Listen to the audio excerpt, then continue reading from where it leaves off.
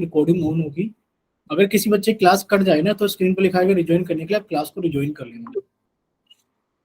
Good evening everyone, good evening. जैसे कि आप सभी लोग जानते हो कि आप लोगों के लिए सेट एग्जाम्स के लिए रिवीजन क्लासेस चलाई जा रही है, और हम लोग चैप्टर नंबर 6 यानी कि ट्रायंगल्स पढ़ रहे थे। तो चलिए स्टार्ट करते हैं आज की क्लास। देखिए यहाँ पर कुछ डाउट्स हैं, जैसे कि क्वेश्चन नंबर 6। निशा, क्वेश्चन नंबर 6 है ना ये वाला? देखिए यहाँ पर लिखा हुआ है।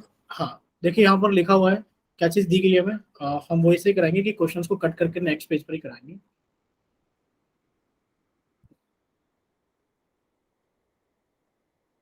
देखिए क्वेश्चन लिखा हुआ है कि इन फिगर 6 पॉइंट, सॉरी इसमें फिगर भी है, ये रही, यहीं पर करा देते हैं इस क्वेश्चन को। यहाँ पर लिखा हुआ है कि इन फिगर 6.37, यानी कि आपको एक फिगर दी गई है 6.37। इसमें लिखा है कि जो ट्रायंगल ए बी ई है वो ट्रायंगल ए सी डी के कॉन्ग्रेंट है, और हमें प्रूव करना है कि जो ट्रायंगल हमारे पास में ए डी ई है वो ए बी सी के सिमिलर है। देखो यहाँ दो चीजों की बात की जा रही है। एक बार हमें बोला गया कि जो ट्रायंगल है हमारे पास में ए बी ई, तो पहले आप देखिए ए बी ई, ये वाला जो ट्रायंगल है हमारे पास में A B E, A B E, ये जो ट्रायंगल है हमारे पास में ये कॉन्ग्रेंट है कौन से ट्रायंगल के? ट्रायंगल ए सी डी के, ट्रायंगल ए सी डी के, यानी कि इस वाले ट्रायंगल के कॉन्ग्रेंट है। ठीक है, ये पूरा का पूरा ए सी डी। दूसरा हमने लिख लिया यहाँ पर कि हमें गिवन है कि जो ट्रायंगल है ए बी ई वो कॉन्ग्रेंट है ट्रायंगल ए सी डी के। और आप लोग जानते हैं जब दो ट्रायंगल्स कॉन्ग्रेंट होते हैं तो उनके कोरस्पोंडिंग पार्ट्स बराबर होते हैं, यानी कि आप लोग लिख सकते हो जो ए ई होगा, ए ई वो ए डी के बराबर होगा, और जो हमारे पास में ए बी होगा वो किसके बराबर होगा? आप कह दोगे सर वो ए बी जो होगा वो ए सी के बराबर होगा बाय सीपीसीटी। यहाँ तक क्लियर सभी को? जब दो ट्रायंगल्स कॉन्ग्रेंट होते हैं, जब दो ट्रायंगल्स कॉन्ग्रेंट होते हैं तो उनके कोरस्पोंडिंग पार्ट्स बराबर होते हैं बाय सीपीसीटी। ठीक है, तो यहाँ पर वो चीज हमने लिख दी है कि दो ट्रायंगल्स कॉन्ग्रेंट है, ए बी ई कॉन्ग्रेंट है ए सी डी के, तो ए ई बराबर होगा ए डी के और ए बी बराबर होगा ए सी के। गिवन था। अब हमें प्रूफ क्या करना है? टू प्रूव कि जो हमारे पास में ट्रायंगल है ए डी ई वो सिमिलर है ट्रायंगल ए बी सी के, वो सिमिलर है ट्रायंगल ए बी सी के। अब देखते हैं दोनों ट्रायंगल है कहां पर। अगर आप इन दोनों ट्रायंगल्स को देखोगे तो आप ये कहोगे कि सर हमारे पास में जो ए डी ई है, ए डी ई, ये हमें प्रूव करना है कि सिमिलर है ट्रायंगल ए बी सी के, यानी कि बड़े बड़े ट्रायंगल के सिमिलर है। अब इसको सिमिलर प्रूव करने के लिए हमारे पास में कुछ क्राइटेरिया होते हैं ट्रायंगल्स को सिमिलर प्रूव करने के लिए। एक होता है ए क्राइटेरिया ऑफ सिमिलरिटी, एक होता है एस क्राइटेरिया ऑफ सिमिलरिटी, और एक होता है हमारे पास में एस क्राइटेरिया ऑफ सिमिलरिटी। ठीक है, अब हम देखते हैं इसके अंदर कि अगर हमारे पास में क्या दो एंगल्स मिल सकते हैं, क्या हमारे पास में एक एंगल दो साइड मिल सकती है, जो भी हमारे पास में मिल जाएगा उसी से हम दोनों को इनको क्या कर देंगे? सिमिलर कर देंगे। अब हम लिखेंगे अपना सॉल्यूशन, ये हमें प्रूफ करना था, और हम यहाँ पर हेडिंग डालेंगे प्रूफ। ठीक है, देखिए हम लिखेंगे इन ट्रायंगल, आपने वही दोनों ट्रायंगल लेने जो आपको सिमिलर प्रूफ करने हैं। आप लिखेंगे in triangle A D E and triangle A B C. अगर इन दोनों ट्रायंगल्स को देखा जाए ए डी ए बी सी में, आप कहोगे सर एंगल ए जो होगा वो एंगल ए के बराबर होगा क्योंकि कॉमन है दोनों ट्रायंगल्स के अंदर। ठीक है, दूसरा आप लिखोगे सर जो A E upon A B होगा, देखो हम लोग इसको ऐसे लिख सकते हैं, ये ए डी को हमने इधर लिखा A D equals to A E, A D equals sorry A E equals to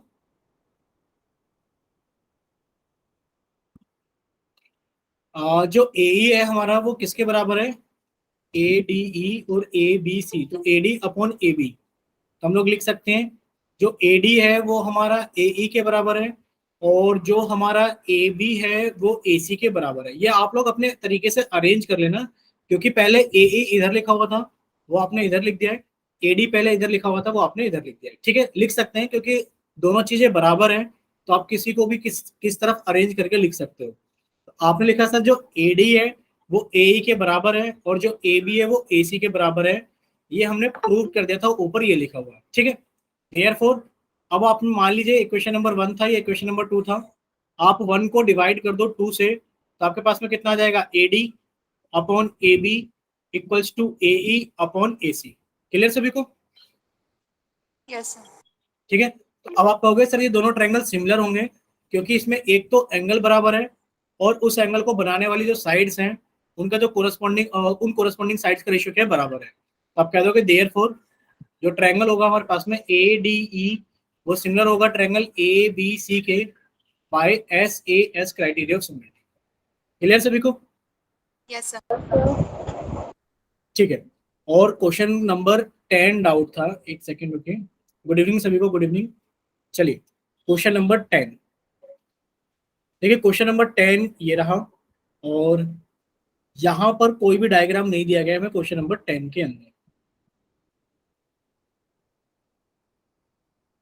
अब देखो क्वेश्चन नंबर 10 के अंदर कोई डायग्राम नहीं है, तो इस डायग्राम को हम बनाएंगे कैसे, ये आप अच्छे से समझना।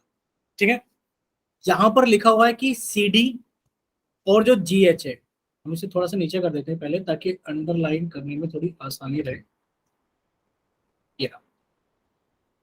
देखिए क्या लिखा है, अच्छा क्वेश्चन दिखाई तो दे रहा है ना स्क्रीन पे, बड़ा करना है थोड़ा सा वो। क्लियर है सर, दिख रहा है। ठीक है, देखिए यहाँ पर क्या लिखा हुआ है, यहाँ पर लिखा है CD and GH are respectively the bisectors of angle ACB and angle EGF such that D and H lies on the side AB and EF of triangle ABC and EFG। यानी कि दो ट्रायंगल है, एक triangle है ABC और एक triangle है EFG, और हमें दे रखा है कि जो ट्रायंगल ABC है वो सिमिलर है ट्रायंगल FEG के। तो आपने यहाँ दो ट्रायंगल्स बनाए, एक ट्रायंगल बनाया आपने ABC और एक ट्रायंगल बनाया आपने FEG।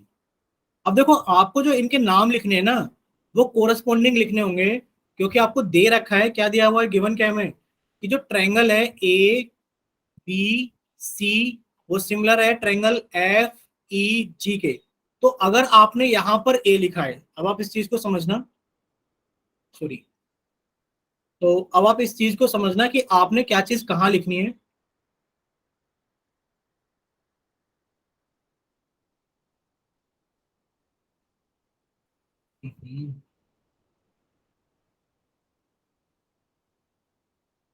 देखो आपको दे रखा है जो ट्रायंगल ABC है वो सिमिलर है ट्रायंगल FEG के। अगर आपने देखो ABC ऐसे लिखा ABC, तो आपको ये F लेना पड़ेगा, ये E लेना पड़ेगा और ये G लेना पड़ेगा। बताओ ये कितने बच्चों को समझ में आया? क्योंकि A के कोरस्पॉन्डिंग F है, B के कोरस्पॉन्डिंग E है और C के कोरस्पॉन्डिंग G है। क्लियर सभी को? Yes sir. ठीक है, तो ट्रायंगल ABC सिमिलर है ट्रायंगल FEG के। अब क्या है हमारे पास में, देखो लिखा है CD एंड GH, तो C तो ये रहा, तो यहां से तो CD बनेगा, और G ये रहा तो यहां से GH बनेगा। ये क्या है, एंगल बाइसेक्टर है। मान लो अगर ये एंगल हमारा 60 है, तो हमने इसके अंदर बीच में से एक लाइन ड्रॉ की जो कि इसको दो बराबर हिस्सों में डिवाइड करेगा 30-30। अगर ये पूरा 60 था तो हमारे पास में कितना बनेगा, 30 और 30 बनेगा। यानी कि जो CD है वो इसका एंगल बाइसेक्टर है और जो GH है वो इसका एंगल बाइसेक्टर है। GH है वो इसका एंगल बाइसेक्टर है। इतना क्लियर सभी को? ये हमारे पास में H, और यस ये सर। बाइसेक्टर है, इसका मतलब ये वाला हिस्सा जो है इसके बराबर है, और यहां पर भी इसका मतलब ये होगा कि ये वाला हिस्सा इसके बराबर है। ठीक है, अब आगे क्या लिखा है कि जो D है और जो H है वो लाई करते हैं AB और FE पर, तो ये AB पर लाई करता है और FE पर लाई करता है रिस्पेक्टिवली, और ये दोनों ट्रायंगल सिमिलर है। अब देखो हमसे पूछा गया है, क्या चीज पूछी गई है, कि आप लोगों को बताना है कि जो CD अपॉन GH है वो AC अपॉन FG के बराबर है। दूसरा पॉइंट ये पूछा गया है, तीसरा पॉइंट ये पूछा गया है। तो इसके अंदर हम गिवन तो नहीं लिख रहे, क्योंकि गिवन तो आपको पता ही है गिवन क्या है, सिर्फ गिवन इतना सा है हमारे पास में। चलो लिख देते हैं गिवन क्या है, कि जो ट्रायंगल ABC है वो सिमिलर है ट्रायंगल FEG के। ये दोनों ट्रायंगल सिमिलर है। दूसरा क्या गिवन है हमें, कि जो हमारे पास में एंगल है कौन सा, BCD, जो एंगल BCD है वो बराबर है एंगल किसके, ACD के। क्योंकि क्या है हमारे पास में जो CD है वो एंगल बाइसेक्टर है, वो एंगल बाइसेक्टर है किसका, एंगल C का। इसी तरीके से आप लिख सकते हो EGH, यानी कि जो एंगल EGH है वो बराबर है एंगल FGH के, क्योंकि जो GH है वो एंगल बाइसेक्टर है एंगल G का। क्लियर सभी को? Yes sir. अब हमें जो टू प्रूफ करना है वो यहाँ लिखा हुआ है, वो हम नहीं लिख रहे। अब हम हेडिंग डालेंगे सीधा प्रूफ। अब हम लोग हेडिंग डालेंगे सीधा प्रूफ। अब देखिए सबसे पहले आप लोग प्रूफ कर रहे हो कि जो ट्रायंगल DCB है इसको इसके सिमिलर प्रूफ कर रहे हो, तो आप लिखोगे in triangle DCB and triangle HGE। Please mic बंद करिए, शायद किसी का माइक ओपन है। चेतना, चलिए अभी हमने माइक बंद कर दिए सभी के। देखिए आप लिखोगे heading in triangle DCB and triangle HGE। अगर हम देखें DCB को, DCB ये नीचे वाले ट्रायंगल की बात की जा रही है और HGE यानी कि नीचे वाले ट्रायंगल की बात की जा रही है। तो अगर नीचे वाले ट्रायंगल में देखा जाए तो आप सबसे पहले क्या कहोगे, आप कहोगे कि सर जो एंगल B है वो एंगल E के बराबर है। क्यों? क्योंकि आपने कहा था सर जो ट्रायंगल ABC है वो सिमिलर है ट्रायंगल FEG के। तो सर जो एंगल B है वो एंगल E के बराबर है, क्योंकि जब दो ट्रायंगल सिमिलर होते हैं तो उनके कोरस्पोंडिंग एंगल्स बराबर होते हैं। ठीक है, आप लिख दोगे क्योंकि जो ट्रायंगल ABC है वो सिमिलर है ट्रायंगल FEG के। अब आप लिखोगे सर ये जो एंगल है, एंगल कितना लिखते हैं इसको, BCD, वो बराबर होगा किसके, एंगल EGH के, EGH के। ये समझ में आया? क्योंकि आप कहोगे कि सर एंगल जो हमारे पास में C था वो एंगल G के बराबर था, आपने CD बाइसेक्टर बनाया और आपने GH बाइसेक्टर बनाया। तो अगर आप लिखोगे हाफ ऑफ एंगल C वो बराबर होगा हाफ ऑफ एंगल G के, और हाफ ऑफ एंगल C तो हम ले रहे हैं कितना, BCD, और हाफ ऑफ एंगल G ले रहे हैं हम कितना, EGH। तो आप लिख दोगे एंगल BCD बराबर है एंगल EGH के। ठीक है, देयरफॉर अब आप लिख सकते हो जो ट्रायंगल है DCB, जो ट्रायंगल है DCB वो सिमिलर है ट्रायंगल HGE के by AA criteria of similarity. बताइए इतना क्लियर सभी को? Yes Yes. सर। इसी तरीके से आप लोग बोल सकते हो, अगर देखा जाए ट्रायंगल किसको, DCA को एंड ट्रायंगल HGF को, तो आप बोल सकते हो कि जो एंगल A है वो एंगल F के बराबर है। क्यों? क्योंकि आपको पता है कि ये दोनों ट्रायंगल सिमिलर हैं तो कोरस्पोंडिंग एंगल्स बराबर होंगे। अब आप कहोगे एंगल C बराबर था एंगल G के, इस बार हाफ ऑफ एंगल C आपने कितना ले लिया, हाफ ऑफ एंगल C आपने ले लिया एंगल ACD, और हाफ ऑफ एंगल G आपने कितना ले लिया, एंगल FGH। तो आप लोग बोल सकते हैं कि जो एंगल होगा हमारे पास में ACD वो बराबर होगा एंगल किसके, ACD बराबर है एंगल FGH के। ठीक है, तो दोनों ट्रायंगल सिमिलर हो जाएंगे कि ट्रायंगल DCA सिमिलर है triangle HGF by AA criteria of similarity. Clear सभी को? Yes, sir. क्लियर है ना सभी को? यस देखो, सर। अब देखो दोनों ट्रायंगल्स अगर सिमिलर हैं तो हम हटा देते हैं थोड़ा सा पार्ट।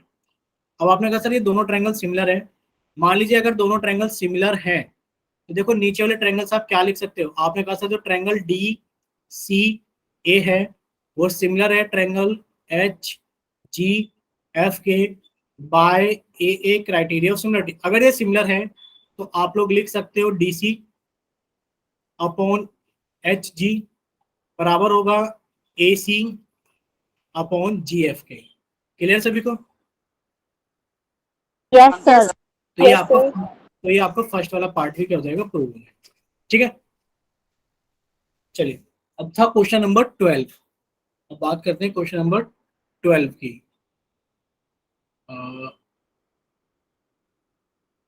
ये रहा, देखिए क्वेश्चन नंबर 12, ये क्वेश्चन हमने लास्ट क्लास के अंदर डिस्कस किया था और एक बार और बता देते हैं अभी। किसी को कोई डाउट है तो आप लोग माइक ओपन करके बोल सकते हो।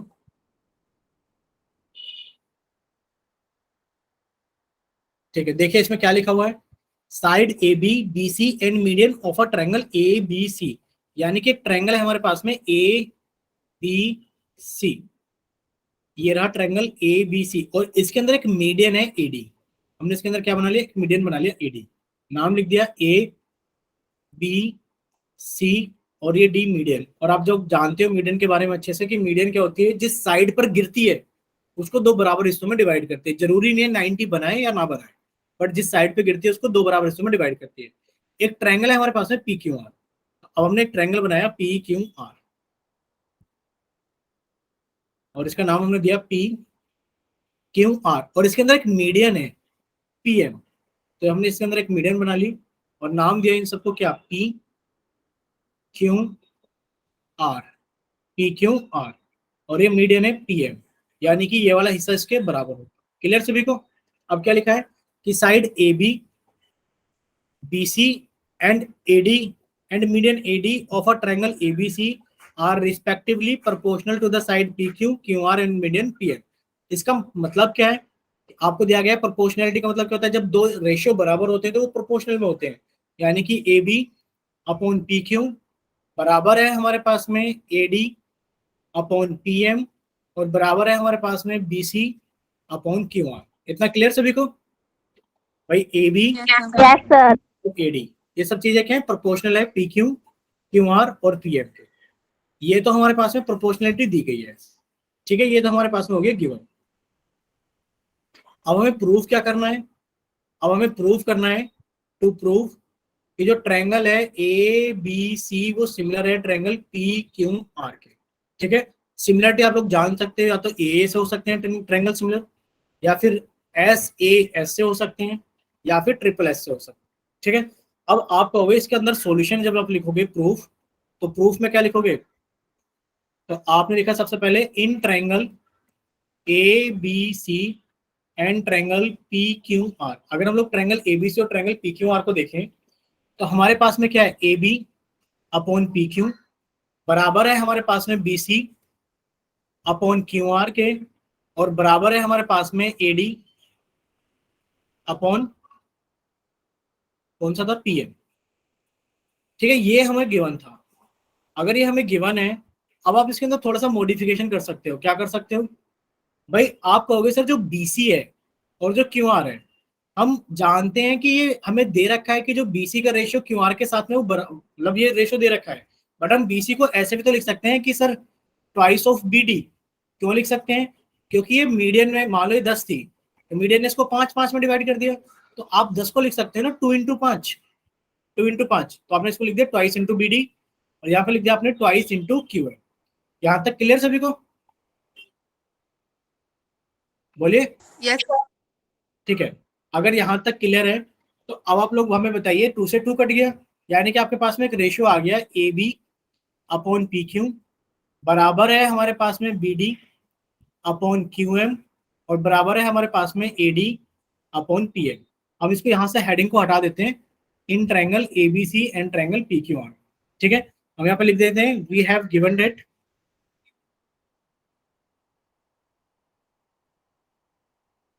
ये हम लोगों को दिया गया था कि ये एक रेशियो था,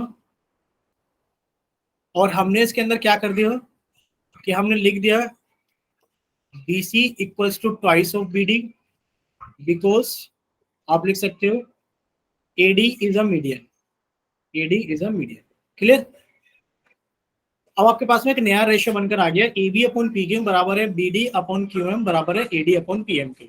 ठीक है, अब आप यहाँ पर देख लो एक बार कि sir A B upon P Q बराबर है B D upon Q M बराबर है A D upon P M के। तो आपको नहीं लगता कि ये जो ट्रायंगल है ए बी डी वो सिमिलर है ट्रायंगल पी क्यू एम के? बताइए भाई, आपके पास में एक रेशियो आया, देखो छोटा कर दे रहे हैं, शायद एक साथ नहीं दिखाई दे रहा है, तो अब आपको दिखाई दे रहा होगा।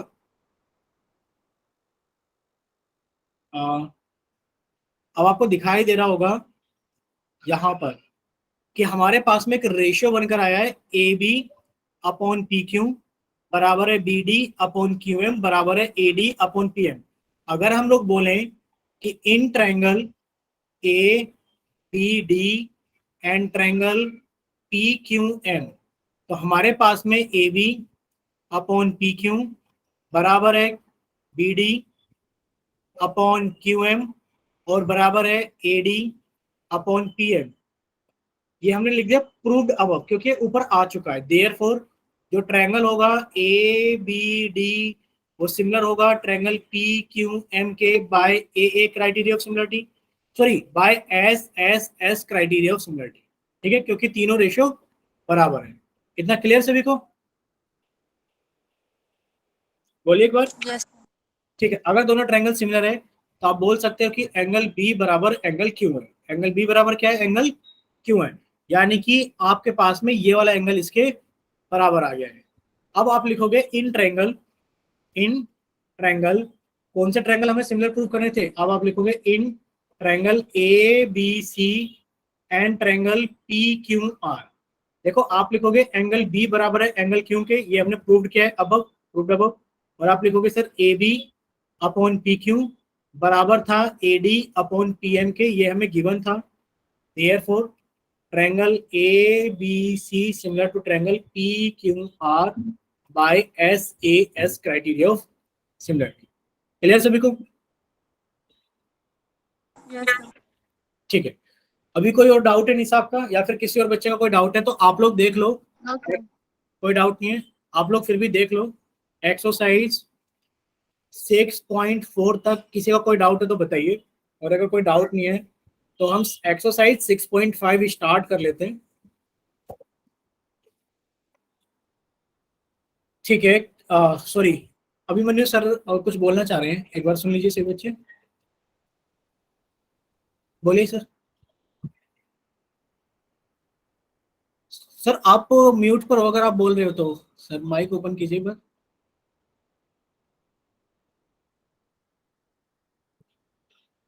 सर लेफ्ट हो गए सर। एक सेकंड में अभी ज्वाइन कर लेंगे सर। अ,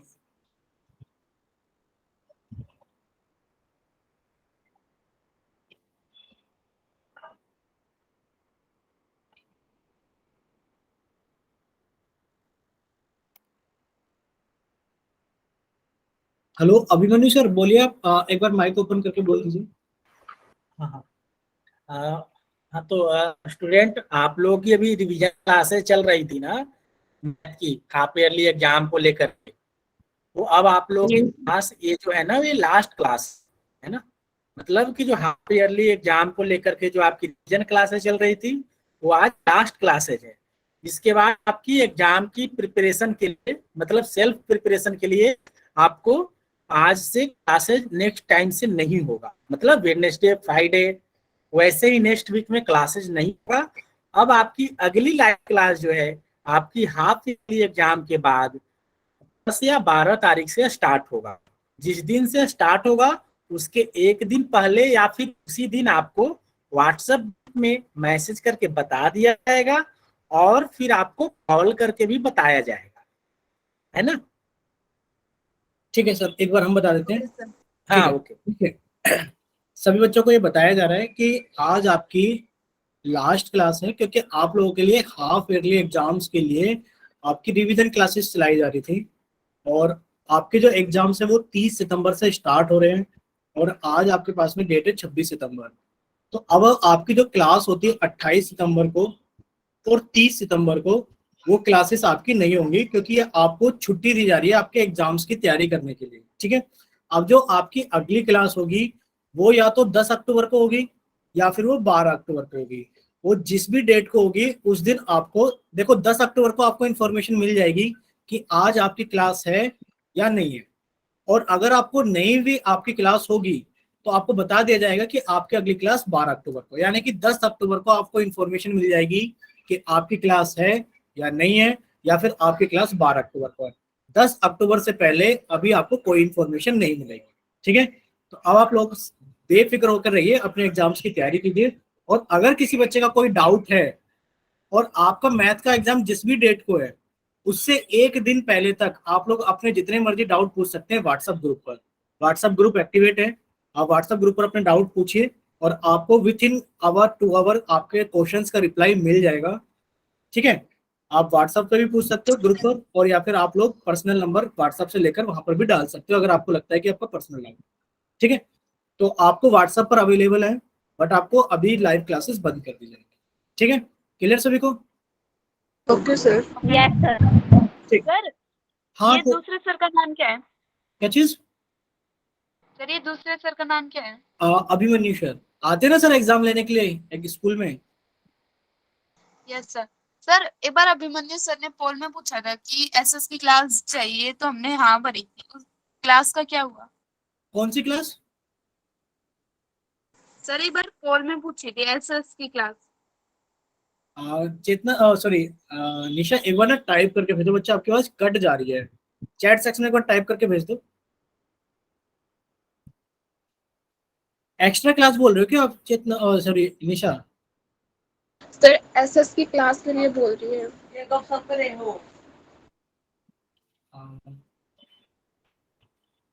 सोशल साइंस की क्लास का? यस सर, आपने एक बार पोल में भी करवाया हाँ था ये। ठीक है ठीक है ठीक है। बच्चे सोशल साइंस की क्लास का हम आपको बता देते हैं कि सोशल साइंस की क्लास अभी पॉसिबल नहीं है। इस बार तो पॉसिबल नहीं है प्रोग्राम के अंदर। बाकी अगर कोई भी इंफॉर्मेशन होगी तो बाकी आपको अपडेट कर दिया जाएगा, बट अभी के लिए नहीं है। ठीक है, चलो इसके बारे में बाद में बात करते हैं एक बार निशा। ठीक है। हाँ, अभिमन्यु सर का देखो नंबर है, आप अभिमन्यु सर का नंबर ले सकते हो ग्रुप से, या फिर पर्सनली आपके पास में होगा, आप एक बार सर को कॉल कर सकते हो। है सर मेरे पास। हाँ ठीक है, तो आप इसके रिगार्डिंग एक बार अभिमन्यु सर को पर्सनली कॉल कर सकते हैं। चलिए, तो यहां तक अगर सभी सारी चीजें क्लियर है तो अब हम लोग एक्सरसाइज 6.5 स्टार्ट करेंगे। ठीक है, और आपके कोई भी डाउट्स रहे, मैं आपको पहले भी बताया, अभी फिर से बता देते हैं, आपको कोई भी डाउट्स रहे आप लोग ग्रुप पर डाल के पूछ सकते हो। आपको थोड़ा लेट रिप्लाई मिल जाएगा, बट रिप्लाई जरूर मिल जाएगा। ठीक है, ऐसा नहीं होगा कि क्वेश्चंस आपने डाले और आपको रिप्लाई नहीं मिला। रिप्लाई आप लोगों को मिल जाएगा, भले ही थोड़ा लेट मिले। ठीक है, इस चीज के लिए थोड़ा पेशेंस रखना बस। चलिए, यहां पर हम लोग स्टार्ट करते हैं।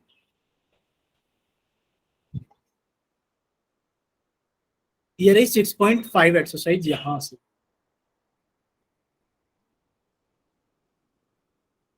देखो, पाइथागोरस थ्योरम हमारे सिलेबस में है, और पाइथागोरस थ्योरम इस्तेमाल करेंगे हम लोग एक्सरसाइज 6.5 में। ठीक है, अब पाइथागोरस थ्योरम है क्या हमारे पास में, देख लेते हैं। देखिए, पाइथागोरस थ्योरम हमारे पास में दो थ्योरम है। एक थ्योरम है हमारे पास में 6.7 और 6.8 करके। अब दोनों को पहले समझेंगे अच्छे से, जब आपको समझ में आ जाएगी तब हम लोग आगे चलेंगे। ठीक है, देखो, सबसे पहले हम आपको समझाएंगे थ्योरम नंबर 6.8। Theorem number 6.8।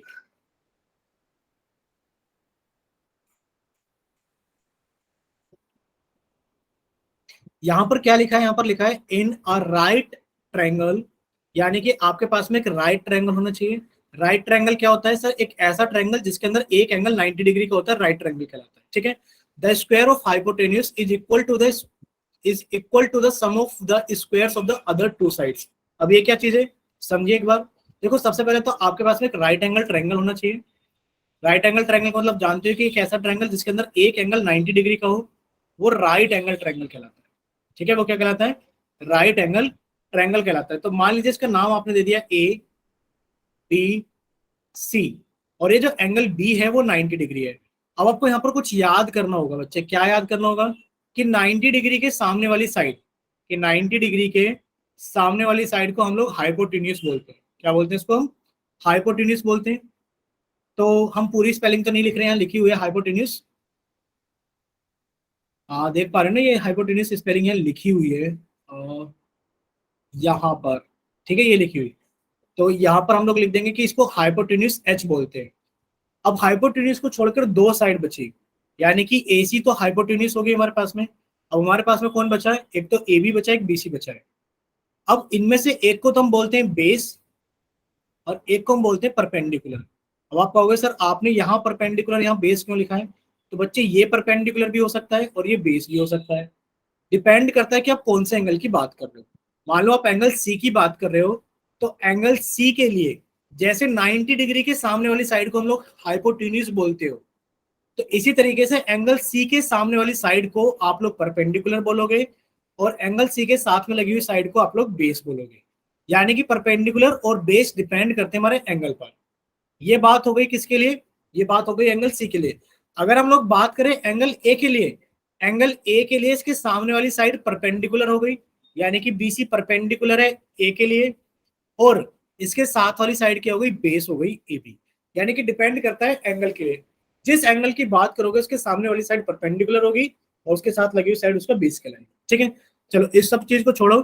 उसके बाद में क्या लिखा हुआ है, ये लिखा हुआ है कि जो हाइपोटेन्यूज का स्क्वायर होगा वो किसके बराबर होगा, बाकी दोनों साइड के स्क्वायर के बराबर होगा। यानी कि पाइथागोरस थ्योरम से होगा क्या, कि पाइथागोरस थ्योरम से होगा ये कि जो AC का स्क्वायर होगा वो AB का स्क्वायर प्लस BC के स्क्वायर के बराबर होगा। इतना क्लियर सभी को? ये होती है पाइथागोरस थ्योरम। अभी पाइथागोरस थ्योरम इस्तेमाल की जाती है ट्रायंगल्स की साइड निकालने के लिए। अब आप लोग जानते हो कि ट्रायंगल के अंदर 3 साइड होती है।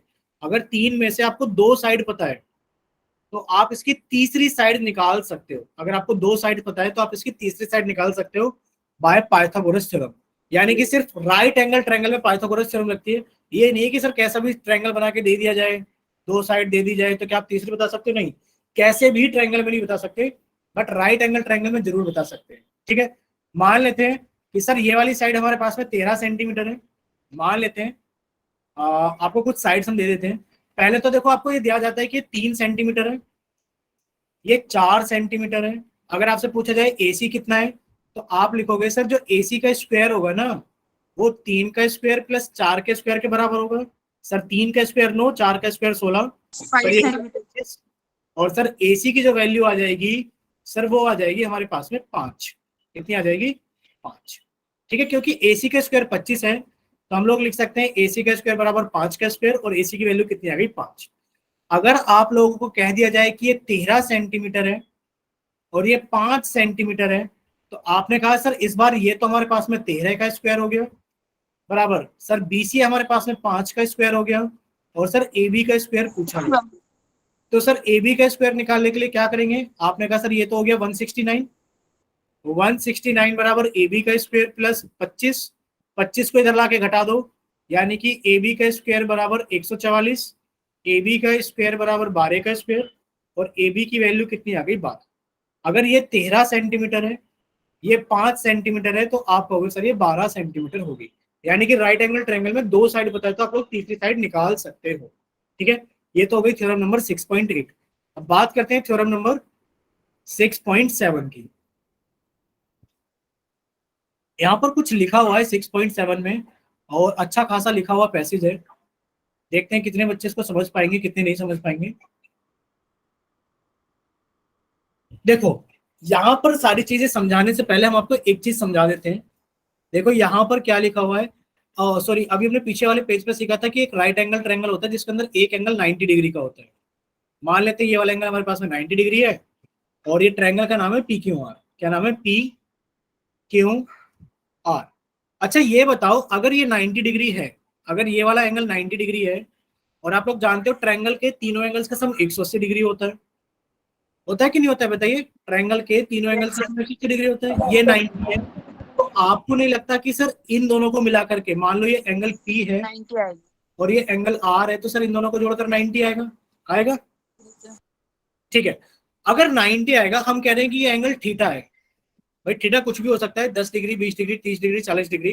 तो बताओ ये एंगल कितना होगा? आप कहोगे सर ये 90 माइनस थीटा होगा कि नहीं होगा? Yes sir. भाई अगर थीटा का मान हम लोगों ने 10 डिग्री ले लिया तो यहाँ पर 10 डिग्री घटा दोगे तो आप कहोगे सर ये 80 डिग्री आ जाएगा। अगर आपने थीटा का मान 20 डिग्री ले लिया तो 20 डिग्री घटा के यहाँ 70 डिग्री आ जाएगा। यानी कि कुल मिलाकर बात ये कि सर अगर हमारे पास में P एंगल थीटा है तो सर R एंगल हमारा 90 माइनस थीटा होगा। यहाँ तक कितने बच्चों को सारी चीजें क्लियर है? क्लियर है सभी को? ठीक है, अब हम देखो इसी को थोड़ा मॉडिफाई करेंगे, इसी ट्रायंगल को थोड़ा मॉडिफाई करेंगे। आप लोग याद रखना कि सर हमारा ये वाला एंगल अगर थीटा है तो ये वाला 90 माइनस थीटा होगा। अब हम सारी चीजें मिटा रहे हैं, पूरा ट्रायंगल मिटा रहे हैं, फिर से बनाएंगे। अब देखो यहाँ क्या लिखा हुआ है, यहाँ लिखा हुआ है कि if a perpendicular is drawn from the vertex of right angle of a right triangle to the hypotenuse, then the triangles on the both sides of the perpendicular are similar to the whole triangle and to the each other। अब इसका मतलब क्या है, समझिए अच्छे से। देखो सबसे पहले आपके पास में एक राइट एंगल ट्रायंगल होना चाहिए, तो आपने एक राइट एंगल ट्रायंगल बना लिया। ये हमने बड़ा सा राइट एंगल ट्रायंगल बनाया है और ये रहा। ठीक है, ये आपके पास में एक राइट एंगल ट्रायंगल है। क्लियर है सभी को? Yes sir. ठीक है, अब देखो हम 90 डिग्री लिख नहीं रहे हैं कहीं पर भी, आप समझ जाना क्योंकि आप खुद समझदार हो। तो हमने यहाँ पर नाम लिखा है, ये ट्रायंगल है ए, ये बी और ये सी, और ये 90 डिग्री आपको दिख रहा है कि सर ये 90 डिग्री है, ठीक है। अब आपने क्या किया, राइट वर्टेक्स से आपने यहां पर क्या किया, एक परपेंडिकुलर ड्रॉ किया हाइपोटेन्यूज पर। क्या किया आपने, एक परपेंडिकुलर ड्रॉ किया हाइपोटेन्यूज पर। इतना क्लियर सभी को, बोलिए एक बार। Yes sir. Yes, sir. ठीक है, अगर इतना क्लियर है कि अब आपने इसको नाम दे दिया कि ये वर्टेक्स है हमारे पास में डी, तो यहां पर ये बोला गया है, देखो एंगल लिख रहे हैं, अगर ये मान लो पूरा ट्रायंगल देखा जाए, अगर ये थीटा है तो बताओ ये 90 माइनस थीटा होगा कि नहीं होगा, बोलिए एक बार। अभी बताया था पिछले वाले पेज पर। Yes sir. ठीक है, अब हम पूरे ट्रायंगल की बात नहीं कर रहे, अब हम छोटे ट्रायंगल की बात कर रहे हैं। अगर देखो छोटा ट्रायंगल हम लोग देखें ए बी डी, सिर्फ इतना छोटा ट्रायंगल अगर हम लोग देखें, कितना छोटा ट्रायंगल, इतना छोटा ट्रायंगल अगर हम लोग देखें, एक सेकंड रुकिए, सिर्फ अगर इतना छोटा ट्रायंगल हम लोग देखें जिसमें हमने पेंट भरा है, एक सेकंड रुको थोड़ा और, हाँ, अगर सिर्फ इतना सा छोटा ट्रायंगल हम लोग देखें, आप क्या कहोगे सर इसके अंदर, देखो आप कहोगे सर इसके अंदर, अब आप इसी को देखना जिसके अंदर हमने पेंट भरा है, इसके अंदर क्या होगा सर, इसके अंदर ये होगा कि सर अगर हमारे पास में ये वाला एंगल थीटा है, ये 90 है, तो ये वाला एंगल 90 माइनस थीटा होगा कि नहीं होगा, बताओ होगा कि नहीं होगा। भाई आप कह रहे हो ए थीटा है, ये 90 है, तो भाई ये भी तो एक राइट एंगल ट्रायंगल है, तो ये 90 माइनस थीटा होगा कि नहीं होगा, यस सर। ठीक है। अब ऐसे अगर हम लोग नीचे देखें इस वाले ट्रायंगल को जिसमें हमने अभी पेंट भरा है, अगर इस वाले ट्रायंगल को देखें तो ये भी तो एक राइट एंगल ट्रायंगल है जिसमें एंगल डी 90 डिग्री का है, और सर ये 90 माइनस थीटा है, तो ये वाला थीटा रहा होगा, बोलो रहा होगा कि नहीं रहा होगा ये थीटा, यस सर। तो आपने इसको कह दिया कि सर ये वाला एंगल थीटा है, और इन दोनों को जोड़ के देख लो, 90 माइनस थीटा में थीटा जोड़ोगे तो 90 डिग्री बनेगा बी पर। अब आप ये कहा गया इस थ्योरम के अंदर कि सर जो ट्रायंगल होगा हमारे पास में, कौन सा ट्रायंगल, ट्रायंगल का नाम लिखा आपने हाइपोटेन्यूज के ऊपर, जो ये जो आपने यहां पर ये जो आपने एक परपेंडिकुलर ड्रॉ किया था, इसके ऊपर भी एक ट्रायंगल बनाए छोटा, इसके नीचे भी एक ट्रायंगल बनाए, तो इसके ऊपर वाला ट्रायंगल, ट्रायंगल कौन सा, ए, अगर देखा जाए ए बी बी इसके ऊपर है, वो सिमिलर होगा ट्रायंगल किसके, ए बी सी के। क्यों, देखो इन दोनों के अंदर जो ए एंगल है वो कॉमन है और उसका मान है थीटा, है कि नहीं। इन दोनों के अंदर जो डी और बी है वो दोनों ईच 90 है, और जो बी है इसमें 90 माइनस थीटा, और जो सी है इसमें 90 माइनस थीटा है। ये दोनों ट्रायंगल सिमिलर है बाय ए क्राइटेरिया सिमिलरिटी। बताओ समझ में आया सभी को, नहीं आया, कि जो इसके ऊपर ट्रायंगल बनेगा वो पूरे ट्रायंगल के सिमिलर होगा। इसी तरीके से जो ट्रायंगल नीचे बनेगा उसका नाम लिखा हमने, जो ट्रायंगल है सी डी बी, वो सिमिलर होगा ट्रायंगल सी बी ए के। क्यों सर, अगर सी पे देखा जाए तो सर दोनों ही 90 माइनस थीटा है, सर अगर डी पे और बी पे देखा जाए तो सर दोनों ही 90 डिग्री है, और सर बी और ए पर देखा जाए तो सर दोनों ही थीटा है। तो ये दोनों ट्रायंगल भी सिमिलर है by A criteria of similarity. और ये जो दोनों छोटे ट्रायंगल है, कौन सा triangle, triangle A D B, जो छोटा ट्रायंगल है ए डी बी वो सिमिलर है छोटे ट्रायंगल बी डी सी के। अब बी डी सी क्यों लिखा गया, सर बी डी सी इसलिए लिखा गया क्योंकि ए पर थीटा है, तो सर बी पर भी छोटे वाले ट्रायंगल में थीटा है। सर डी पर और डी पर दोनों 90 डिग्री हैं, और सर यहाँ पर देखा जाए बी और सी पर, सर अगर देखा जाए बी और सी पर, तो सर ऊपर वाले ट्रायंगल पे बी 90 माइनस थीटा है और नीचे वाले ट्रायंगल पे सी 90 माइनस थीटा है। क्लियर सभी को। तो जो छोटे ट्रायंगल्स बने, सर एक छोटा ट्रायंगल ऊपर वाला पूरे के सिमिलर है, सर एक छोटा ट्रायंगल नीचे वाला पूरे के सिमिलर है, और दोनों छोटे ट्रायंगल एक दूसरे के भी सिमिलर है। क्लियर सभी को। Yes sir. ठीक है, तो ये दोनों थ्योरम्स हैं, पाइथागोरस थ्योरम। अब हम इनके ऊपर क्वेश्चंस करेंगे, बट इनके ऊपर क्वेश्चन करने से पहले हम एक बच्चे के डाउट का जवाब देंगे। एक बच्चे ने क्वेश्चन पूछा था, मुकेश सैनी के नाम से जिस बच्चे ने क्लास ज्वाइन की, कि सर मीडियन को ईच 90 शो कर सकते हैं क्या। तो बच्चे मीडियन को हम लोग ईच 90 शो कर भी सकते हैं, नहीं भी कर सकते, डिपेंड करता है कि आपका ट्रायंगल कैसा है। मान लो ये आपके पास में एक ट्रायंगल है, भाई क्या ट्रायंगल ऐसा नहीं हो सकता, आपको सर ऐसा भी ट्रायंगल हो सकता है, क्योंकि ये क्या है हमारे पास में ऑब्ट्यूस एंगल ट्रायंगल है। अब जब आप इसके अंदर मीडियन बनाओगे तो मीडियन का काम क्या होता है, मीडियन का काम होता है यहां से आना और इसको दो बराबर हिस्सों में डिवाइड करना। यही तो काम होता है मीडियन का। भाई अगर नाम देखा जाए ए बी सी और डी, एडी अगर मीडियन है तो इनको दो बराबर हिस्सों में डिवाइड कर रही है, बट ये 90 नहीं है। क्या ये 90 दिख रहा है? नहीं। ये कहोगे सर ये तो 90 से बड़ा है और ये 90 से छोटा है। क्लियर सभी को? तो ये मीडियन जो होती है वो 90 डिग्री बना भी सकती है और 90 डिग्री नहीं भी बना सकते। अब आप एक काम करो, इक्विलेटरल ट्रायंगल ले लो। अगर ये इक्विलेटरल ट्रायंगल है और जब आप इसके अंदर मीडियन ड्रॉ करोगे, जब इक्विलेटरल ट्रायंगल के अंदर आप लोग मीडियन ड्रॉ करोगे तो वो 90 डिग्री भी बनाएगी, क्योंकि वो बेस को तो बाइसेक्ट करेगी ही करेगी, साथ में वो 90 डिग्री भी बनाएगी इक्विलेटरल ट्रायंगल के अंदर। आप आइसोस्केलेस ट्रायंगल ले लो जिसकी दो साइड्स बराबर होती है। अगर आपने इसके अंदर एक मीडियन ड्रॉ की, डिपेंड करता है वो आपने कहां से ड्रॉ की है। मान लो ये साइड इसके बराबर है और आपने यहां से मीडियन ड्रॉ की, तो बच्चे वो 90 डिग्री बनाएगी ही बनाएगी। लेकिन पर अगर आपने कहीं और से ड्रॉ कर दी तो बच्चे फिर वो 90 डिग्री ना बनाएगी। क्लियर सभी को? बोलिए, इतना क्लियर हो सभी को? Yes sir. तो मीडियन 90 डिग्री बना भी सकती है और मीडियन 90 डिग्री नहीं भी बना सकती, डिपेंड करता है कि आपका ट्रायंगल कैसा है। ठीक है, अब हम बात कर लेते हैं। ये तो हो गया हमारे पास में एक डाउट था बच्ची का। ये दोनों थ्योरम सभी को क्लियर है ना? ये बताओ हमें। एक तो ये वाली थ्योरम है, ये वाली थ्योरम यस सर। कहाँ गई? पाइथागोरस थ्योरम कहाँ गई? हाँ, ये दोनों ट्रायंगल, दोनों थ्योरम्स क्लियर है सभी को? चलिए अब हम लोग इसके क्वेश्चंस देख लेते हैं। क्वेश्चंस जो इंपॉर्टेंट क्वेश्चंस हैं वो क्वेश्चंस डिस्कस कर लेते हैं एक बार। आप सभी के पास में बुक होगी, आप सभी बच्चे बुक निकाल लो एक बार, और बुक निकाल करके आप लोग आइए एक बार जल्दी से।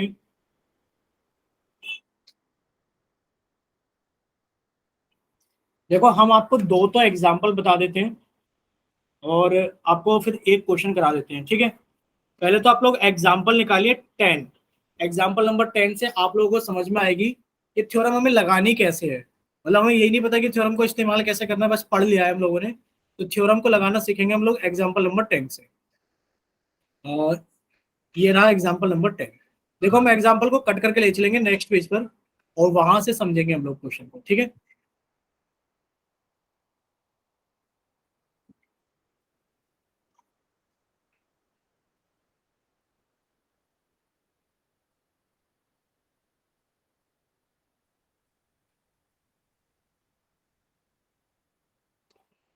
बताइए सभी को दिख रहा है ना ये? Yes sir. ठीक है, यहाँ पर एक डायग्राम है, वो डायग्राम हम जल्दी से ड्रॉ कर देते हैं।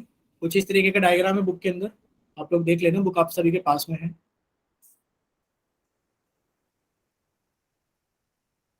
देखो यहाँ पर लिखा है हमारे पास में कि ये नाम है ए, ये है हमारे पास में डी, ये है बी और ये है सी। और यहाँ लिखा है in figure 6.48 angle A C B, angle A C B 90 degree है। यानी कि ये 90 डिग्री दे रखा है पर छुपा रखा है। देखो लिखा हुआ है बट बुक में सिंबल नहीं बना रखा, तो हमने वो सिंबल भी बना दिया है। ठीक है, और लिखा है कि CD जो है परपेंडिकुलर है AB पर, जो CD है वो परपेंडिकुलर है AB पर। तो हम लोगों को प्रूफ क्या करना है? हम लोगों को प्रूफ करना है कि जो BC का स्क्वायर है अपॉन जो AC का स्क्वायर है वो बराबर है BD अपॉन AD के। इतना क्लियर सभी को? Yes sir. देखो अब हम लोगों को एक चीज समझनी पड़ेगी। समझना क्या पड़ेगा? हम लोगों को ये समझना पड़ेगा कि सर ये जो BC का स्क्वायर है वो BC का स्क्वायर बनता कब है? मान लो हमारे पास में BC है और अगर यहाँ नीचे BC आएगी तो BC के साथ में BC गुणा होगी और आपके पास में BC का स्क्वायर है। सर इसी तरीके से AC का स्क्वायर कैसे बना होगा कि सर AC एक जगह तो ऊपर होगी और AC एक जगह नीचे होगी, मल्टीप्लाई हुआ होगा तो AC का स्क्वायर बना होगा। इतना क्लियर सभी को? बोलिए एक बार। Yes sir. ठीक है, तो आप लोगों ने ये लगाया, क्यों लगाया? अब आपने ऐसा क्यों लगाया? क्योंकि आपके मन में ये भी तो डाउट आना चाहिए कि सर अगर हम बात करें BC की तो BC का स्क्वायर तो ऐसा भी आ सकता है कि सर ये एक राइट एंगल ट्रायंगल है। और अगर देखा जाए कि जो ट्रायंगल है हमारे पास में CDB वो एक राइट एंगल ट्रायंगल है जिसमें D 90 डिग्री है।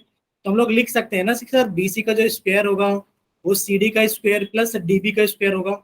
आपने सर BC का स्क्वायर यहाँ से क्यों नहीं सोचा? तो बच्चे यहाँ से इसलिए नहीं सोचा क्योंकि आप लोग देख पा रहे हो यहाँ पर आपको प्लस में बहुत सारी चीजें दिख रही है जो आपको इधर नहीं दिख रही। समझ में आया आपको कि BC का स्क्वायर ऐसे भी आ सकता है बट सर हमें प्लस में इतनी सारी चीजें आएंगी, उनकी तो जरूरत नहीं है ना। तो सर BC का स्क्वायर हमारे पास में ऐसे आएगा या फिर वैसा आएगा जैसे आपने पहले बताया है। अब हम लोगों को बीसी का स्क्वायर चाहिए। अब बीसी का स्क्वायर यानी कि बीसी किन दो ट्रायंगल में आ रही है ये बताओ। आप कहोगे सर बीसी एक तो आ रही है छोटे वाले ट्रायंगल में, एक आ रही है बड़े वाले ट्रायंगल में। आ रही है कि नहीं आ रही है बताओ? Yes sir. आ रही है बीसी। एक बार तो छोटे ट्रायंगल में आ रही है। छोटा ट्रायंगल कौन सा? सर सी डी बी में आ रही है। और सर एक बार बड़ा ट्रायंगल कौन सा? सर बड़ा ट्रायंगल है हमारे पास में ए बी सी। तो देखो वैसे ही नामकरण कर लेना इसका कि सर ये 90 था पहले, तो सर अगर ये थीटा होगा तो सर ये 90 माइनस थीटा होगा, और सर अगर ये 90 माइनस थीटा तो ये थीटा होगा, और सर अगर ये थीटा है तो ये 90 माइनस थीटा होगा। इतना क्लियर सभी को? Yes sir. Yes. अब आप लिख सकते हो कि सर जो छोटा ट्रायंगल है जिसमें बीसी आ रही है उसको हम ऐसे लिख सकते हैं, सर जो ट्रायंगल है हमारे पास में बी डी सी, वो सिमिलर होगा ट्रायंगल किसके? बी, और डी के पेयर कौन है? 90, तो सी ए के सिमिलर होगा। भाई हमने थ्योरम पढ़ी थी अभी कि अगर एक राइट वर्टेक्स से एक परपेंडिकुलर ड्रॉ किया जाता है हाइपोटेन्यूज पर, तो इस परपेंडिकुलर के दोनों तरफ जो ट्रायंगल बनते हैं वो बड़े ट्रायंगल के सिमिलर होते हैं। ठीक है, तो बीडीसी सिमिलर होगा ट्रायंगल बीसीए के by A criteria of similarity. तो आप लोग लिख सकते हैं यहां से बीसी अपॉन बी ए बराबर होगा, हमें बीसी नीचे चाहिए था तो ऊपर कौन आएगा? बीडी आएगा। आप लोग लिख सकते हो कि जो बीसी का स्क्वायर होगा वो बी ए इंटू बी डी होगा। इतना क्लियर सभी को? ये क्वेश्चन नंबर 1। अब हमें चाहिए सर एसी का स्क्वायर। सर एसी ऐसे कौन से दो ट्रायंगल है जिनमें आ रही है? सर साफ साफ दिख रहा है कि सर एसी एक तो आ रही है किसमें? छोटे में ट्रायंगल किसमें? ए डी सी में। तो ए डी सी सिमिलर होगा, एडीसी सिमिलर होगा किसके? एडीसी ट्रायंगल सिमिलर होगा भाई ए पर कितना है? 90 माइनस थीटा। तो ट्रायंगल ए डी पर कितना है? 90, तो सी पर 90, और सी पर कितना है? थीटा, तो बी पर थीटा। इतना क्लियर सभी को? जो ट्रायंगल है ए डी सी वो सिमिलर होगा ट्रायंगल ए सी बी के। और अगर ये दोनों सिमिलर ट्रायंगल है तो हम लोग लिख सकते हैं A C upon A B equals to A C हमें नीचे चाहिए तो ऊपर कौन आ जाएगा? ए डी। क्लियर सभी को? जो ए सी का स्क्वायर होगा वो बराबर होगा A D into A B के। बोलो इतना क्लियर सभी को? यस। अब आप इन दोनों को डिवाइड कर दो। इक्वेशन नंबर 1 को इक्वेशन नंबर 2 से डिवाइड कर दो तो ये आपका ए बी और ए बी कट जाएगा, यानी कि बी सी का स्क्वायर अपॉन ए सी का स्क्वायर बराबर आ जाएगा ए बी का square, sorry B D upon A D. Clear सभी को? कितना आ जाएगा? B D upon A D. यहां तक क्लियर सभी को? Yes sir. ठीक है, तो इस तरीके से आप लोग इसके अंदर थ्योरम लगाओगे। अब देखो हम लोग चलते हैं एग्जाम्पल नंबर 13 पर। देखो इस पे लिख लो मोस्ट इंपोर्टेंट एग्जाम्पल है, एग्जाम्पल नंबर 13। ये एक मोस्ट इंपोर्टेंट एग्जाम्पल है क्योंकि ये काफी बार एग्जाम्स में पूछा जाता है, और समझ सकते हो अगर पूछा जाता है बार बार रिपीटेड आपको मिलेगा। तो इसको हम कट करके ले चलते हैं आगे पेज पर और वहां इसको समझते हैं, और आप लोग लिख लेना कि एक इंपॉर्टेंट एग्जाम्पल है।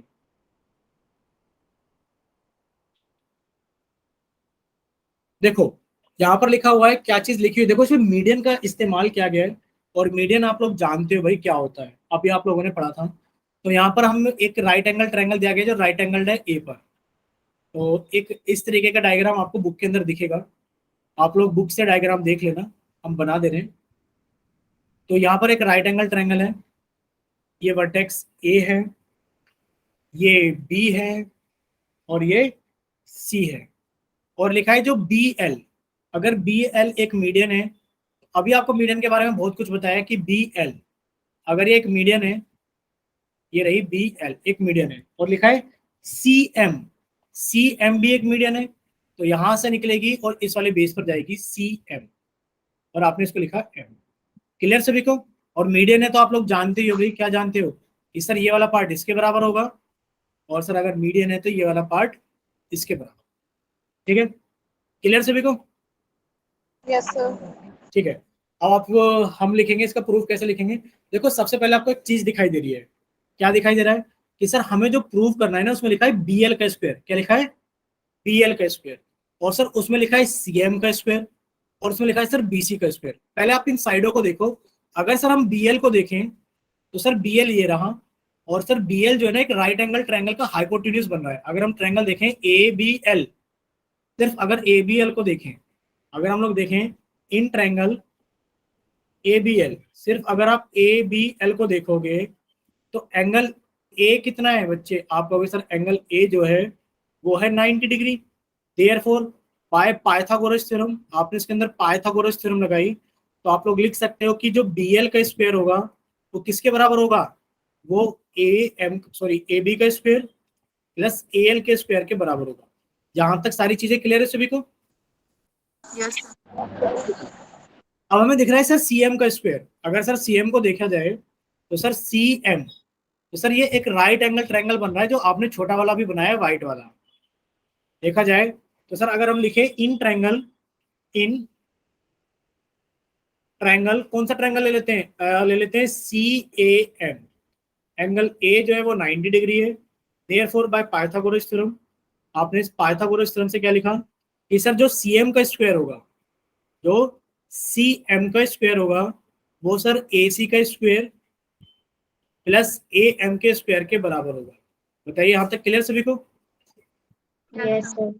अगर आप इन दोनों को जोड़ दोगे तो आपके पास में कितना आएगा सर, BL का स्क्वायर प्लस CM का स्क्वायर कितना आएगा, कि सर BL का स्क्वायर प्लस CM का स्क्वायर बराबर लिखा है सर AB का स्क्वायर प्लस AL का स्क्वायर प्लस AC का स्क्वायर प्लस AM का स्क्वायर। ये तो लिखा हुआ है, बोलिए यस सर। इतना क्लियर सभी को? Yes sir. ठीक है, अब आपको कुछ नहीं करना। अब आप कहोगे सर हमें जो मिलना था मिल गया।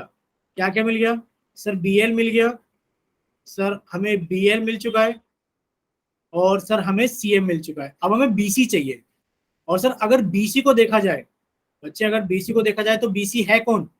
आप कहोगे सर BC अगर देखा जाए डायग्राम में तो सर BC ये रही, सर BC ये रही। यानी कि सर ये जो BC है वो हाइपोटेन्यूस है किसकी, AB और AC की। तो हम लोग लिख सकते हैं, क्या लिख सकते हैं कि सर अगर हमें मिल जाए AB का स्क्वायर प्लस AC का स्क्वायर तो हम उसे BC का स्क्वायर लिख सकते हैं। बोलो लिख सकते हैं कि नहीं लिख सकते? यस Yes, लिख सकते हैं। बस यही सब्स्टिट्यूशन लगाना है आपको, AB का स्क्वायर प्लस AC का स्क्वायर। दिख रहा है ना सभी को? थोड़ा छोटा कर दिया हमने। देखो अब आप लोग कहोगे कि सर ये तो हमें दिख रहा है, कहाँ दिख रहा है सर? ये रहा AB का स्क्वायर और सर ये रहा AC का स्क्वायर। सर इसे जल्दी से काटो और इसे ऐसे लिखो कि सर BL का स्क्वायर प्लस, थोड़ा छोटा कर लेते हैं पेन को, कि BL का स्क्वायर प्लस CM का स्क्वायर बराबर, सर इनको तो काट कर आ गया हमारे पास में BC का स्क्वायर प्लस सर AL को देखा जाए। अब AL को देखो तो सर ये रहा AL को हम कितना लिख सकते हैं बच्चे बताओ? क्या हम AL को AC/2 लिख सकते हैं? भाई पूरे का आधा लिख सकते हैं। और अगर देखा जाए AM को तो AM को हम लिख सकते हैं AB/2। बस आपको ये और लिखना है कि AL को हम लोग लिख सकते हैं AC/2, और यहाँ स्क्वायर है तो आपने स्क्वायर भी लगा दिया क्योंकि AL का स्क्वायर है। और आप लोग AM के स्क्वायर को यानी कि AM को लिख सकते हो AB/2, स्क्वायर है तो आपने स्क्वायर लगा दिया। अब देखो जब आप लोग इसको ओपन करोगे तो जब आप इसको ओपन करोगे तो कितना आएगा? आपने कहा सर ये आएगा हमारे पास में BL का स्क्वायर प्लस CM का स्क्वायर बराबर BC का स्क्वायर प्लस AC का स्क्वायर अपॉन 4 प्लस AB का स्क्वायर अपॉन 4।